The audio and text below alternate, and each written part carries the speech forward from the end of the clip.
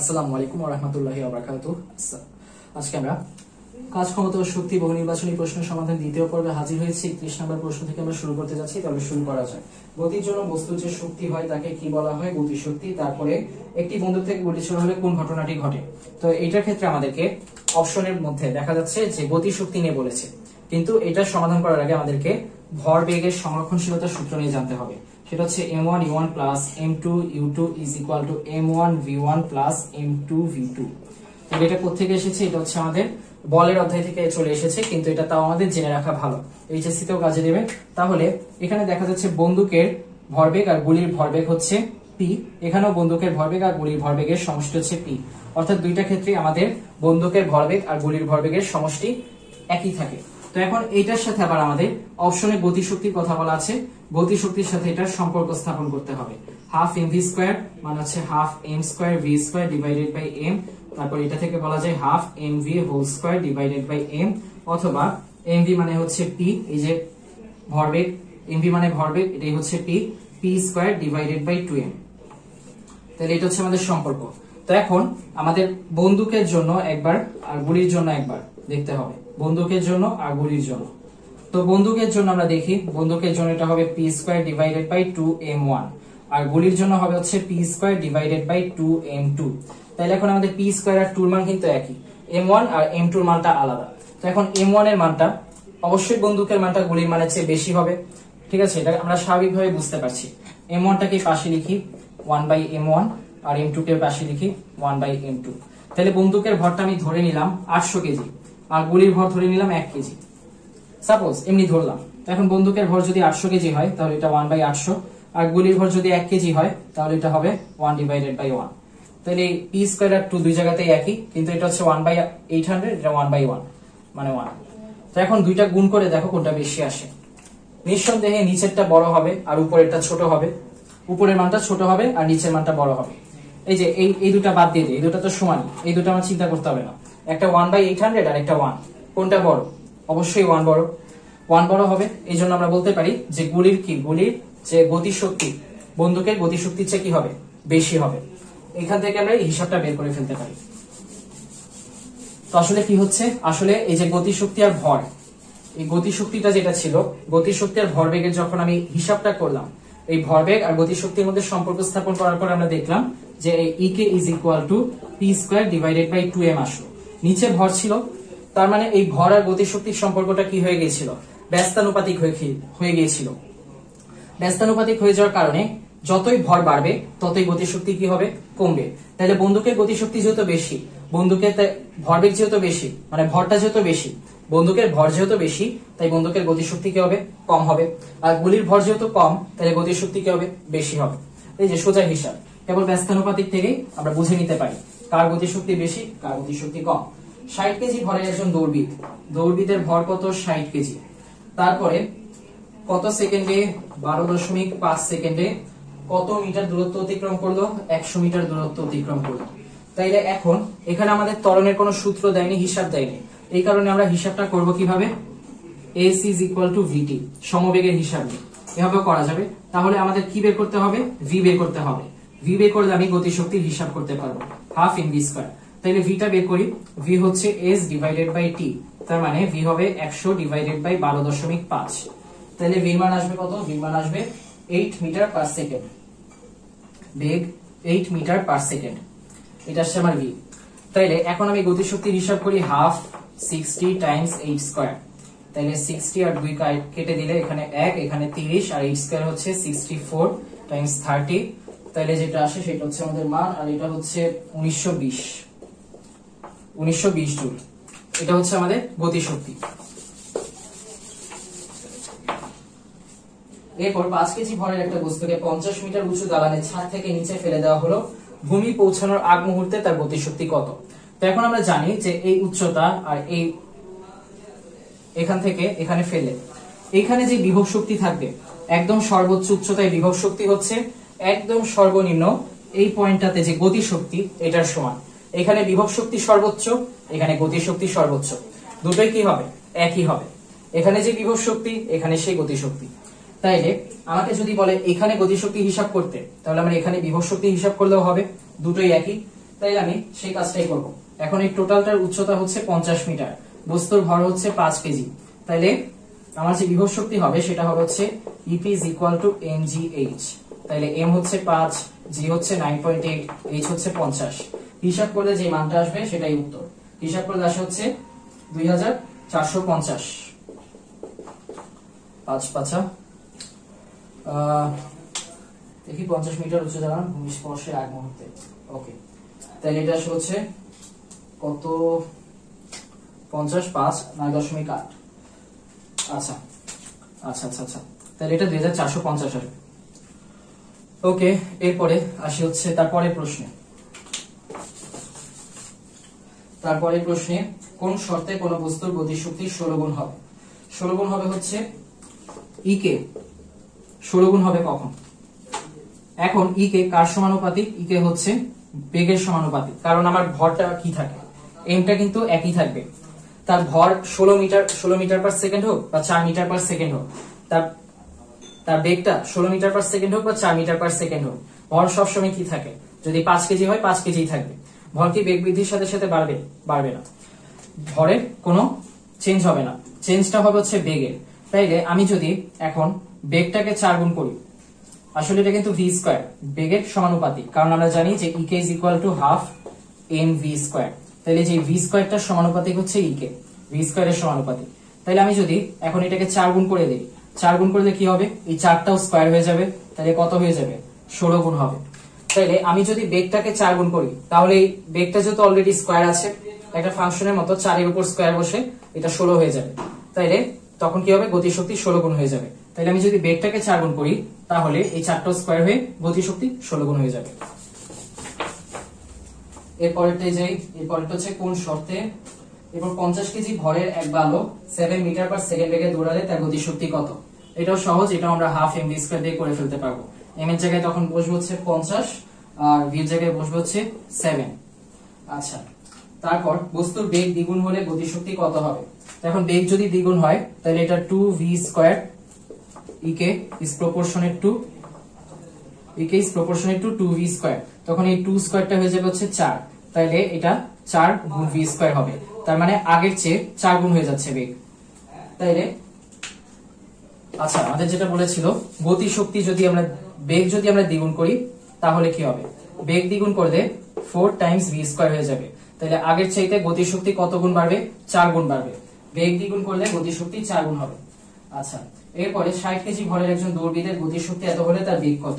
এখন আমাদেরকে ইক এর মান দিয়ে দিয়েছে, গতিশক্তির মান দিয়ে দিয়েছে 1920, আর তার বেগ কত?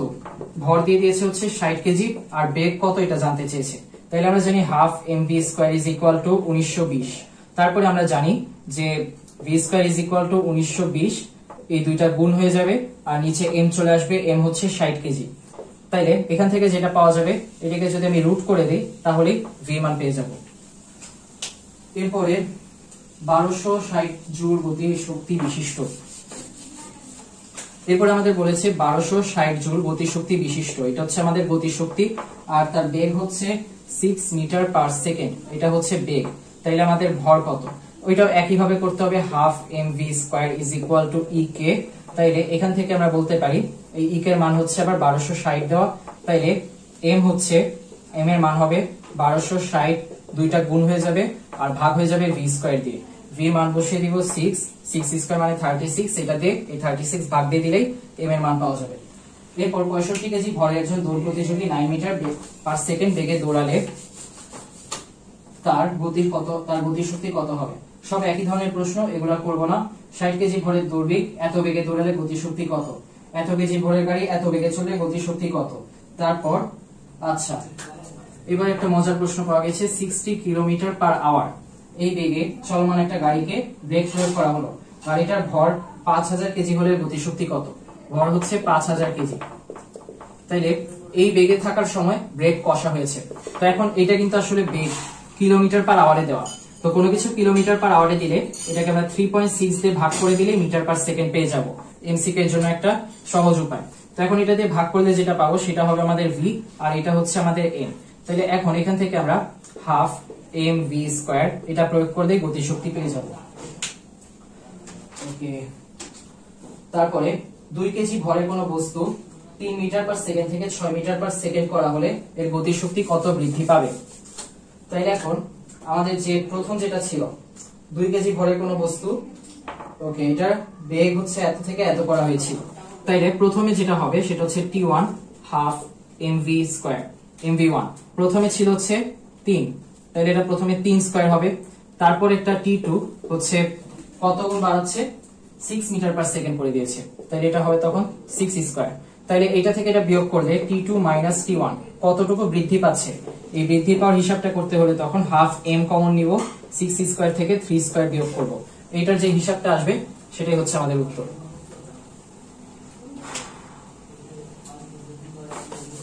ওকে, তারপর একটা 50 কেজি আর 100 কেজি ভরের দুজন ব্যক্তি যথাক্রমে এত মিটার পার সেকেন্ড আর এত মিটার পার সেকেন্ড বেগে দৌড়াচ্ছে। তাইলে এখন আমাদের প্রথমে দেওয়া আছে 50 কেজি প্রথম জনের ক্ষেত্রে আর দ্বিতীয় জনের ক্ষেত্রে দেওয়া হচ্ছে 100 কেজি। আর বেগ হচ্ছে একজনের বেগ কত 4, আরেকজনের বেগ হচ্ছে 2 মিটার পার সেকেন্ড। তাইলে এখন এর গতিশক্তি হবে হচ্ছে হাফ mv স্কয়ার আর এর গতিশক্তি হাফ mv স্কয়ার। তাইলে এখন এখানে v স্কয়ার হচ্ছে 16 আর এখানে v স্কয়ার হচ্ছে 4। এখানে হাফ m হচ্ছে হাফ গুণ 50 আর এখানে হাফ m হচ্ছে হাফ গুণ 100। তাহলে এরপর হিসাব করে যেটা পাওয়া যায় 1 আর এটা 2, তাহলে এটা হচ্ছে 200, এটা 1 আর এটা হচ্ছে 4, তাহলে এটা হচ্ছে 200। তাহলে কি বের হলো, তাহলে বের হলো যে আচ্ছা 2 আর 16, ওকে, এটা হচ্ছে 8, সরি এটা 8, তাইলে এটা হয়ে যাচ্ছে হচ্ছে 400। 8 আর 5, 8 আর 5, 5 8 40, 400। তাহলে এটা হচ্ছে 400 এবং এটা হচ্ছে 200। তাহলে এটার প্রথম জনের যে গতিশক্তি সেটা দ্বিতীয় জনের দ্বিগুণ হচ্ছে। প্রথম ব্যক্তি গতিশক্তি, দ্বিতীয় ব্যক্তি দ্বিগুণ। এরপরের প্রশ্নে আসি, একক ভরের একটা বস্তুর বেগ 1 একক হলে ওই বস্তুর গতিশক্তির পরিমাণ কত হবে। তো এখন একক ভর মানে হচ্ছে 1, তাইলে একক ভরের একটা বস্তুর 1 একক হলে বেগ হচ্ছে 1 একক, বেগও তাইলে 1, তাইলে এটার গতিশক্তি কত হবে, ek is equal to half mv square. তাইলে হাফ গুণ 1 গুণ 1 স্কয়ার, তাইলে আসবে হচ্ছে হাফ জুল বা হাফ একক হবে। তাইলে এর গতিশক্তি হচ্ছে হাফ একক। এরপরে বস্তুর গতিশক্তি আর ভরবেগের মধ্যে সঠিক সম্পর্ক কোনটি, এটা আমরা একটু আগে করেছি, আবার করে ফেলি। তাহলে ek is equal to half mv square, এখান থেকে আমরা বলতে পারি হাফ m square v square divided by m, এখান থেকে বলা যায় হাফ mv whole square divided by m, এখান থেকে বলা যায় 1/2m টাইমস mv মানে হচ্ছে p, তাহলে উপরে দিয়ে দিচ্ছি mv এর জায়গায় p দিয়ে উপরে স্কয়ার, তাহলে p square divided by 2m। এটাই হচ্ছে গতিশক্তি এবং ভরবেগের মধ্যে সম্পর্ক। এই p টা দিয়ে ভরবেগ বোঝানো হয়, এই যে ভরবেগ, ভর আর বেগের গুণফল। তারপরে কোন বস্তুর অবস্থা বা অবস্থানের জন্য তার মধ্যে যে শক্তি সঞ্চিত হয় সেটাকে কি বলা হয়। কোন বস্তুর অবস্থা অথবা অবস্থানের জন্য যে শক্তি সঞ্চিত হয় সেটাকে বলা হয় হচ্ছে বিভব শক্তি। যেমন একটা স্প্রিংকে টান করে রাখলে যে শক্তি সঞ্চিত হচ্ছে সেটাও বিভব শক্তি। আবার কোন বস্তুকে মাটি থেকে 50 মিটার উপরে নিয়ে গেলে তার মধ্যে যে শক্তি সঞ্চিত হচ্ছে সেটাও বিভব শক্তি। ধনুকের ছিলা টানলে যে শক্তি সঞ্চিত হচ্ছে সেটাও বিভব শক্তি। ওকে, তারপর একটা স্প্রিংকে টান করলে এর মধ্যে কোন শক্তি জমা থাকে, এই তো এইমাত্র বললাম বিভব শক্তি। তারপরে বিভব শক্তির একক কোনটি, শক্তির একক হচ্ছে জুল, তাই বিভব শক্তির একক কি হবে, জুল হবে। কোন বস্তুকে 20 মিটার 30 মিটার 40 মিটার 50 মিটার উচ্চতায় রাখা হলে কোথায় বস্তুটির যান্ত্রিক শক্তি বেশি হবে। তো এখন কোথায় বস্তুটির যান্ত্রিক শক্তি বেশি হবে, তো এখন যান্ত্রিক শক্তির ক্ষেত্রে আমরা জানি যে এই শক্তিটা আসলে হয় কথা হচ্ছে কোথায় বিভব শক্তি বেশি হবে। তো এখন এখানে কোন বস্তু যান্ত্রিক শক্তি বললে মূলত আসলে বিভব শক্তিকেই বোঝানো হয়, আর বিভব শক্তি হচ্ছে উচ্চতার সমানুপাতিক, মানে যত উচ্চতায় যাবে তত কি বিভব শক্তি বৃদ্ধি পাবে। কারণ আমরা জানি বিভব শক্তি মানেই হচ্ছে mgh, ep is equal to mgh, তাহলে h এর মান যত বেশি হবে বিভব শক্তি কি হবে তত বেশি হবে। তাইলে আমরা যদি সর্বোচ্চ উচ্চতায় যাই 50 মিটারে, তাহলে আমাদের বিভব শক্তিটা কি হবে, সর্বোচ্চ হবে। তাহলে কোথায় তার যান্ত্রিক শক্তি সর্বোচ্চ হবে, একদম 50 মিটার উচ্চতায় তার যান্ত্রিক শক্তি সর্বোচ্চ হবে। মূলত যান্ত্রিক শক্তি বললে আমরা গতিশক্তি বিভব শক্তি দুটোকেই বুঝাই, তবে প্রধানত বোঝানো হয় হচ্ছে এই বিভব শক্তিকে, v অথবা ep। v হচ্ছে এই বিভব শক্তি, আচ্ছা ep। ওকে, তারপরে আমরা আসি মুক্তভাবে পড়ন্ত বস্তুর ক্ষেত্রে কোনটি সঠিক। মুক্তভাবে পড়ন্ত বস্তু, এখান থেকে কোন একটা বস্তুকে মুক্তভাবে পড়তে দিলে যত নিচে আসবে তত কি হবে, সময়ের সাথে সাথে তার বেগ বৃদ্ধি পেতে থাকবে। মুক্তভাবে পড়ন্ত বস্তুর এই যে সময়ের সাথে সাথে বেগ বৃদ্ধি পাবে, অর্থাৎ বেগ আর সময়ের মধ্যে সম্পর্ক হচ্ছে সমানুপাতিক। বিনা বাধায় মুক্তভাবে পড়ন্ত বস্তু সময়ের সাথে সাথে তার বেগ কি হবে, বৃদ্ধি পাবে। আচ্ছা, তারপরে তীর ছোড়ার পূর্ব মুহূর্তে তীরে ধনুকে কোন শক্তি সঞ্চিত থাকে? যখন আমরা টান টান করছি কোনো কিছু, যেমন তীরের ধনুকে যে ছিলাটা এটা টান টান করছি, তখন এর মধ্যে কোন শক্তি সঞ্চিত থাকে? বিভব শক্তি।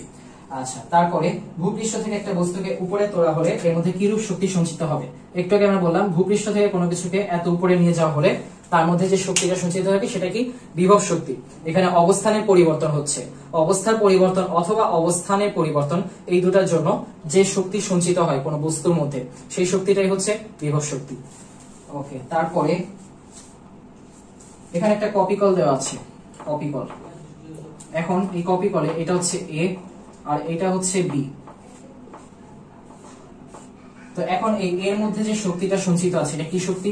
এতে দেখা যাচ্ছে এই যে এখানে একটা ডিস্টেন্সের গ্যাপ আছে, এখানে এতটুকু হচ্ছে উচ্চতা। ভূপৃষ্ঠ থেকে একটা নির্দিষ্ট উচ্চতায় যদি কোনো বস্তুকে তোলা হয় তাহলে তার মধ্যে যে শক্তি সঞ্চিত থাকবে সেটা হচ্ছে বিভব শক্তি।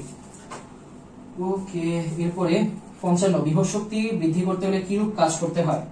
বিভব শক্তি বাড়াতে হলে কি করতে হবে? এই বস্তুটাকে ভূপৃষ্ঠ থেকে আরো উপরে নিয়ে যেতে হবে যদি বিভব শক্তি বাড়াতে চাই। আর আমরা বেশ আগে শিখেছি যে ভূপৃষ্ঠ থেকে যদি আমি কোনো কিছুকে উপরে তুলতে চাই তাহলে কি করতে হয়? ঋণাত্মক কাজ করতে হয়, অর্থাৎ আমাদের বলের বিপরীতে কাজ করতে হয়। এখানে বলটা কি? এখানে এই বলটা হচ্ছে ওজন। ওজনটা কোথায় কাজ করছে? ভূপৃষ্ঠের দিকে। অভিকর্ষজ ত্বরণ কই কাজ করছে? ভূপৃষ্ঠের দিকে। অভিকর্ষজ বলটাই কিন্তু এখানে আমাদের ওজন। এই অভিকর্ষজ বলটা যেহেতু ভূপৃষ্ঠের দিকে কাজ করছে তাহলে তার বিপরীতে যেটা কাজ করছে সেটা কি হবে? ওজনের বিপরীতে কাজ করবে। আর ওজন হচ্ছে এখানে বল, ওজনটা এখানে বল। এই বলের বিপরীতে যখন কাজ হচ্ছে, বলের বিপরীতে কি হচ্ছে? সরণ হচ্ছে। কোন বস্তুটাকে আমি যদি এই মার্কারটাকে নিচ থেকে আমি উপরে তুলছি তাহলে কি হচ্ছে? এই ওজনটা তো নিচে যাচ্ছে কিন্তু মার্কারটা উপরে আসছে, তাহলে কি হচ্ছে? আমার ওজনের বিরুদ্ধে, বলের বিরুদ্ধে কাজ হচ্ছে। বলের বিরুদ্ধে যদি সরণ হয় তাহলে কি হবে? বলের বিরুদ্ধে কাজ হবে। তাহলে এখানে বলের বিরুদ্ধে কাজ হচ্ছে।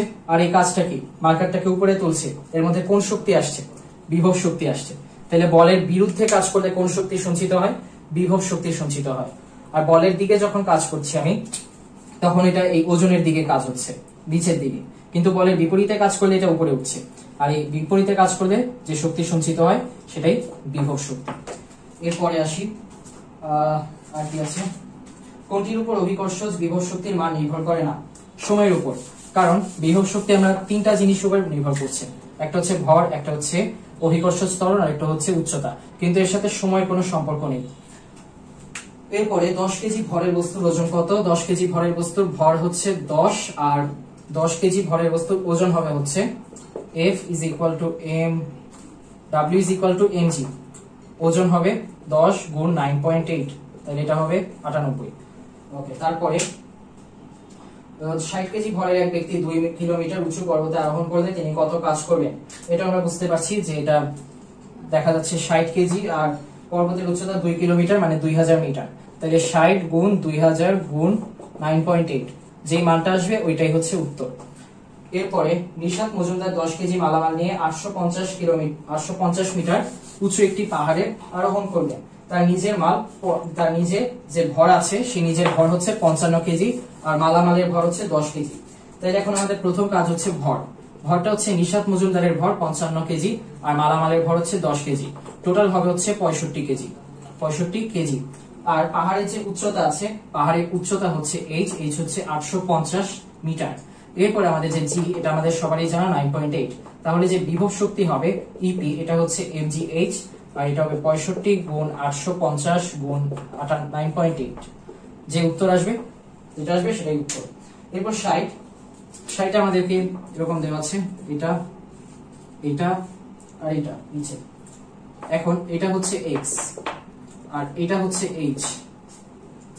তাইলে এখন বি বিন্দুতে বস্তুটির গতিশক্তি কত? গতিশক্তির হিসাব আমরা সবসময় উপর থেকে নিচে করি, এটা মাথায় রাখবো। উপর থেকে নিচে হচ্ছে গতিশক্তির হিসাব আর নিচ থেকে উপর হচ্ছে বিভব শক্তির হিসাব। তাইলে এই বিন্দুটাতে টোটাল শক্তি কত? টোটাল শক্তি হবে হচ্ছে এই যে mgh। এখন আমি যদি উপর থেকে নিচে হিসাব করছি, যেহেতু এতটুকু পর্যন্ত যদি আমি বিয়োগ করে দিই কি বিয়োগ করব, এতটুকু পর্যন্ত আমি যদি বিভব শক্তি বিয়োগ করে দিই তাহলে কি পাবো, এতটুকের বিভব শক্তি পাবো, এতটুকের বিভব শক্তি পাবো। ওকে, তাহলে সরি এতটুকের গতি শক্তি পাবো। এই বিভব শক্তি আর এই গতি শক্তি এই দুটা যদি যোগ করি তাহলে কি পাবো, এই পয়েন্টে গতি শক্তি হচ্ছে এতটুকু আর এই পয়েন্টে বিভব শক্তি হচ্ছে এতটুকু, এই দুইটা যোগ করলে আমি কি পাবো, টোটাল শক্তি পেয়ে যাব। তাহলে টোটাল শক্তি থেকে যদি আমি এই বিভব শক্তিটুকু বিয়োগ করে দিই, এই পার্টে যে বিভব শক্তি আছে, তাহলে আমি কি পাবো, এখানে যে গতি শক্তি আছে সেটা পেয়ে যাব। তাহলে এখন এটার জন্য আমাকে কি করতে হবে, এটার জন্য আমাকে বিয়োগ করতে হবে এখানে যে বিভব শক্তি আছে সেটা। তাহলে এখানে বিভব শক্তি হচ্ছে উচ্চতাটা বের করতে হবে আগে, উচ্চতা h মাইনাস এক্স। তাহলে উচ্চতা হচ্ছে h মাইনাস এক্স, তাহলে এটা কত আসে, mgh minus mgh plus mgx। তাহলে এই দুইটা কেটে দিব, বাকি থাকে কি mgx। তাহলে এখন এই যে এইমাত্র বললাম গতির শক্তি সবসময় উপর থেকে নিচে হিসাব করতে হয়, তাহলে উপর থেকে নিচে হিসাব করলে আমি পেয়ে যেতাম mg আর এই যে উচ্চতা x। এটাই কিন্তু আমার আসলো, এটাই আসলো, দুই ভাবে করলেই হবে। উপর থেকে নিচ পর্যন্ত গতির শক্তি হিসাব করব, আর এই উচ্চতা না দেওয়া থাকলে এই যে এই পয়েন্টে গতির শক্তি বের করতে বলছে, মানে আমাকে টোটাল যে শক্তিটা আছে, টোটাল শক্তি থেকে, টোটাল যান্ত্রিক শক্তি থেকে আমাকে এই পয়েন্টে যে বিভব শক্তি, এই বিভব শক্তি বিয়োগ করে দিলেই এই পয়েন্টে যে গতি শক্তিটা আছে সেই গতি শক্তি পেয়ে যাব। তাহলে আজ এই পর্যন্তই ছিল। আল্লাহ হাফিজ, আসসালামু আলাইকুম সবাইকে।